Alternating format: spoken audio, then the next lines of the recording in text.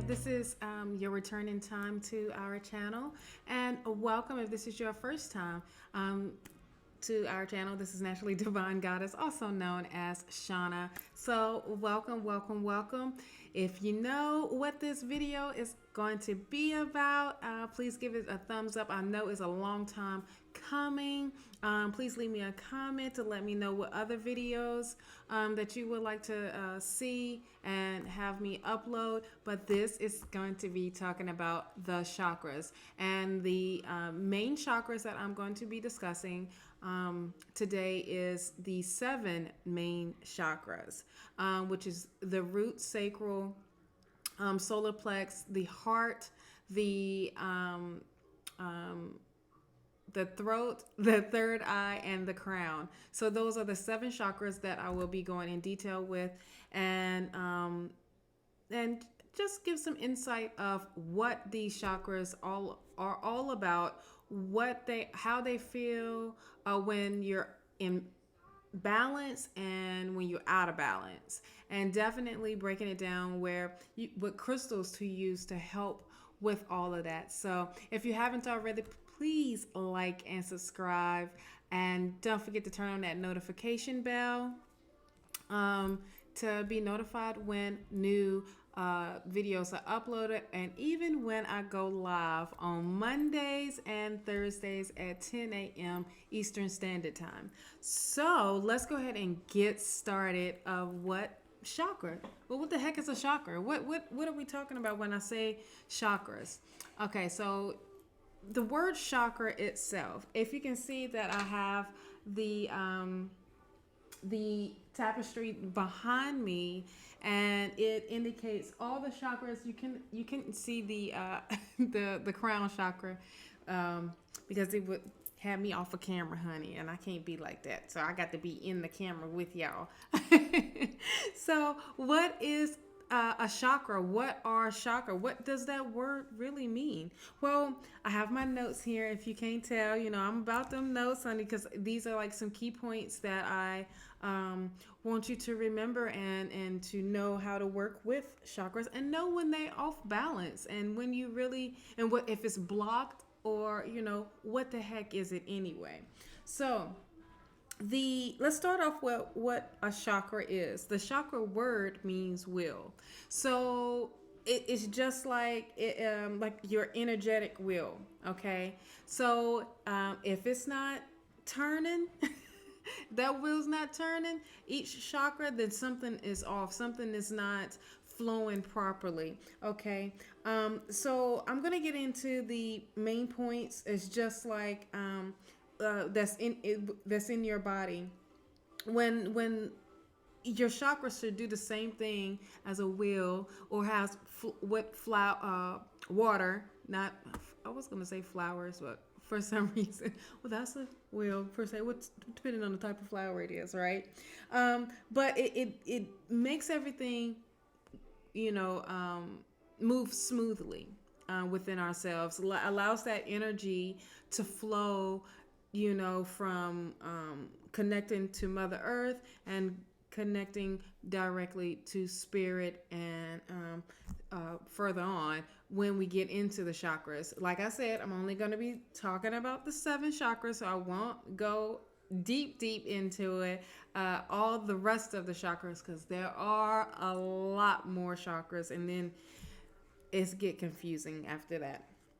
So your chakras should be, free flowing. It shouldn't be stuck. It shouldn't be stagnant. It needs to be in a movement at all times, and it needs to be balanced. And when things are off balance, then that's when you're going to start to feel in that area some ailments, or either some type of blockage where it is stale or unstuck, or just that energy doesn't feel good, and it feels heavy, and that's when that negative starts to sit in, when it is out of whack and underactive, or even overactive. You can have an overactive chakra as well.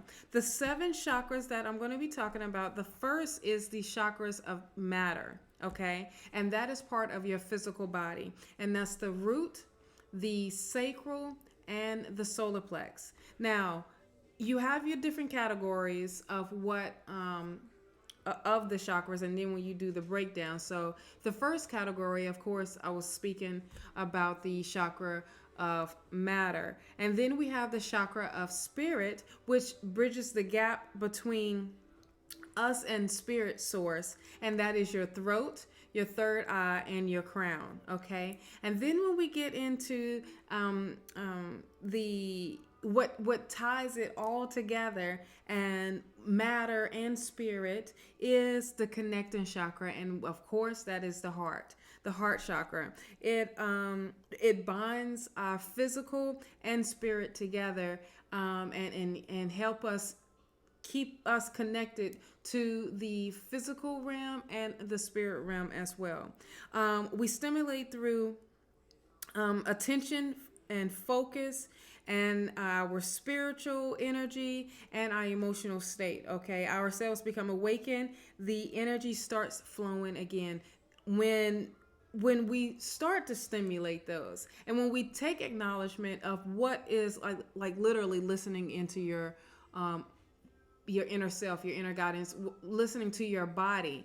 When something is off, what area is that in, so that I know that I can tap into it, and to activate it or heal it or block it, or to bring some high vibrations in, and to take that negative out and really cleanse it. Because sometimes you can be in balance and one chakra is overworking itself because the other chakras are not up into play. It can just throw it off completely. So one thing, when we do stimulate our chakras, it reminds us to rise our vibrations up, like I was saying, and get rid of all that doesn't and that's not for our highest and greatest good. Okay, so let's talk about the first chakra. The first chakra is the root chakra. The root chakra is right at your tailbone. That is the first chakra. So it's like the numbers count from down and then up. Down and then up. Crazy. Anywho, and that is all. The root chakra is definitely all about your physical needs. Okay, and usually the color is red. What is red now? What does that bring in? What does that color do for you when red is involved? And that is highlighting, the root chakra. Your second chakra is the sacral. And I laugh because I have a little inside joke with Sonora Mystic Tarot of the Kundalini area, but that's that area. So the sacral, which is the second one, is your lower abdominum, and your I'm pretty sure I just butchered that word, but I'm gonna keep going, and your hip area. Okay, and that is your reproduction area, your sexuality, and your creativity, and that's where that sits. And that color is usually orange. I also have the crystal. I should be saying the crystal. So for the root chakra, I have the red jasper here. I like how it works and cleanse and just brings that energy back up, but it's deep and it keeps you grounded. The sacral chakra, I have the carnelian, which is orange.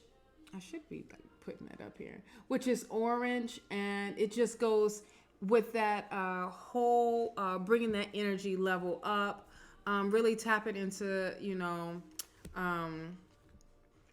what that energy brings into your sacral, and definitely that creativity part that comes in and keeping you having that energy, that momentum to keep going. Then we also have the solar plex. The solar plex is in your stomach area. I say around where the belly button is at. No, above the belly button, right where your literally where your solar plexus is at, right where the ribs. Making sure, yeah, like right in between of that part where the ribs come in to start to connect, I reckon. But it's there, and the solar plexus is definitely all about personal and willpower, and that's where that joy, that happiness that comes in as well, because that's that fulfillment of that, and setting goals. So once again, I'm gonna break all of this down in what each chakra is. I'm just giving like just a little keynotes right now. And that color is definitely about being, yellow. What is yellow? Yellow is happiness. Yellow is that uplifting, that joy, that optimism. That is that positivity. That's all there. And the crystal that I have with this one is the citrine. There we go. Citrine. And let me see. There we go. Yeah, I had to get the colors together. But citrine is the next stone that you can use. Now, there are a bunch of crystals, but these are the crystals that I have right here, right now in front of me, that you can work with your different chakras. Now, your fourth chakra is the heart chakra. Now, the heart chakra, once again, is the connecting chakra, and that is in your chest, literally your heart. And what that function is all about is compassion, love, and relationship. So that's what it sits right there. Now, it can be two colors, depending on what you're drawn to, as far as in the heart chakra. The heart chakra comes up a lot of times, which is green, which is right there behind me, and also pink, my color, which I love. And I do have a rose quartz here. If it will, it's raw. Okay, I guess not. It's not gonna give me a good one. But this is pink. It looks clear, but it's a pink. And it's just a raw piece that I have. I guess this should be better.